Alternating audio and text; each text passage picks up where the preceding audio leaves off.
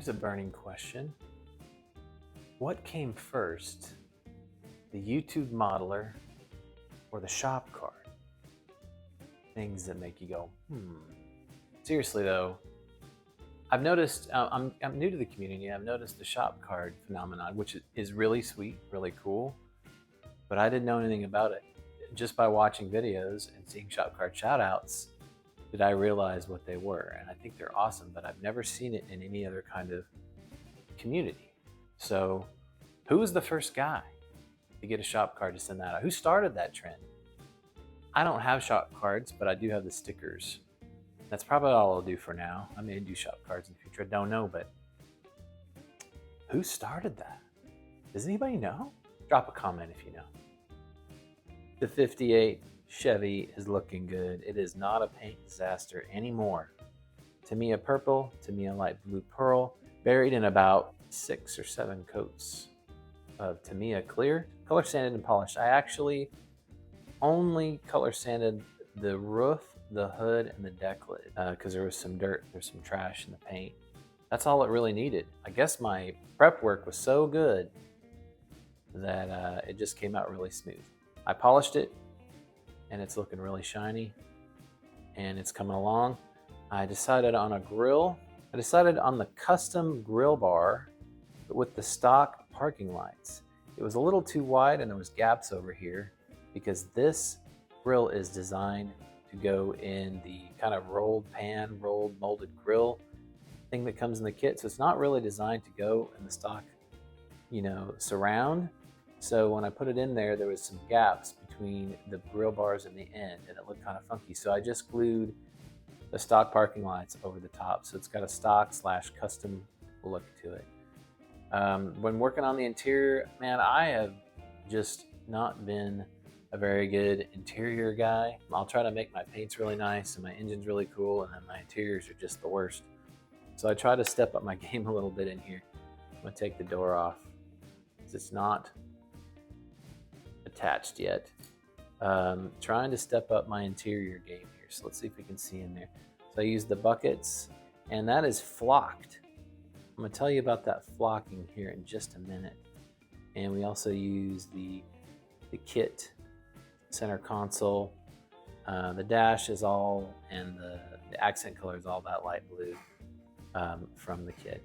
I almost glued these doors shut because I don't know what's up with this thing, but the doors wouldn't shut all the way, and I had to grind the living heck out of the door, the armrests, get it to close. And I actually had to shave down that seat a little bit, and then even though it was already glued in the proper holes that the kit requires for those seats, I broke them off after they're glued down and moved them as close to the center console as I could get so the doors would shut.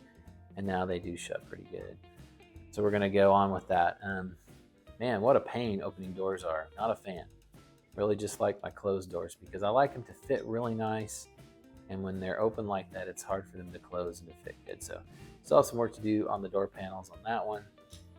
And I have not built the engine for this thing yet, so there's nothing to see under the hood. But just working on getting the thing, finished. But in a kind of an interesting order. Doing engine last is not something I usually do, but it's looking really good, really sharp.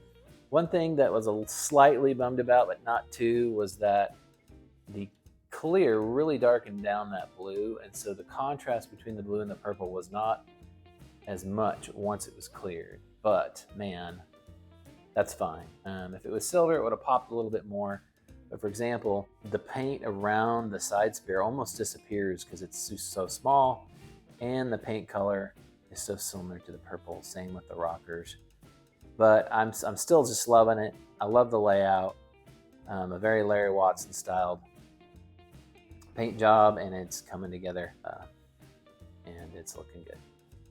So I wanted to flock the interior of this 58 Chevy. I showed you guys that earlier. It's got purple flocked carpet. It's kind of really difficult to see, but I'll do my best here.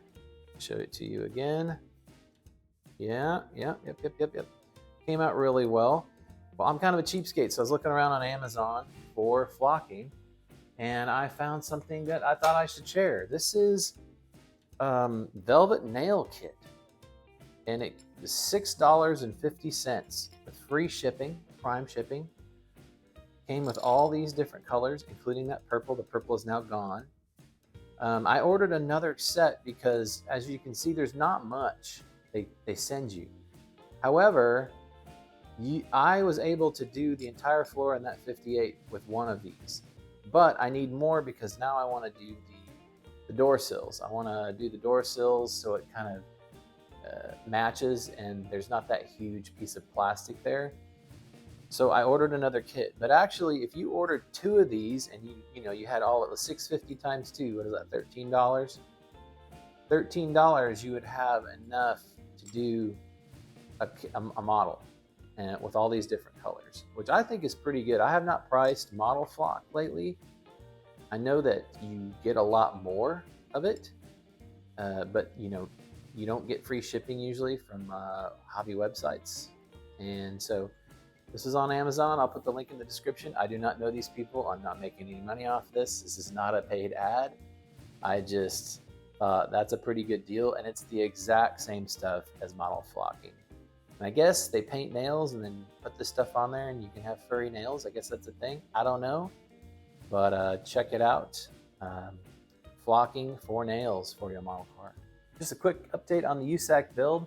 I decided on a front treatment. I found a bumper in the parts box, and I was just curious if you guys recognize that bumper. See if you can get a good shot of it there. That is a production bumper for a production vehicle. So you should recognize it. It's not custom. The only thing I did was I shortened these ends a little bit. They went all the way to the fender opening. I knocked them down a little bit, and I really like it. Wasn't planning on having a bumper, but I think that looks pretty good on there. It almost looks factory-ish, and so I'm real happy with that. I think we're going to keep it. I'm also trying something out for the back.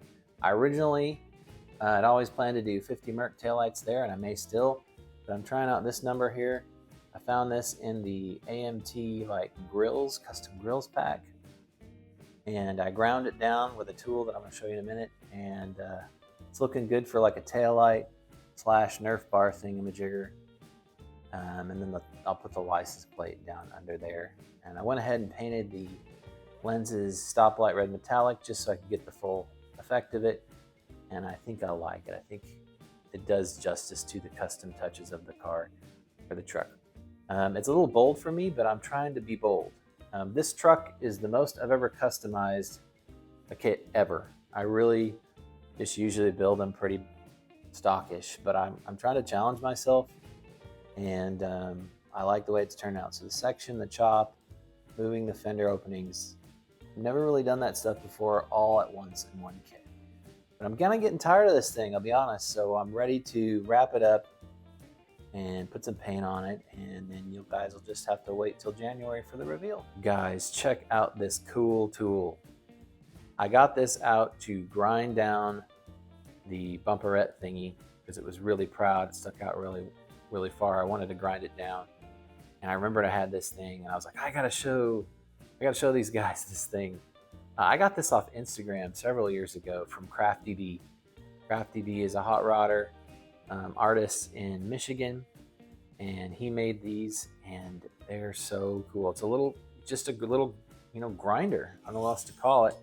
And so I'm going to show you how it works here. Okay, here we go.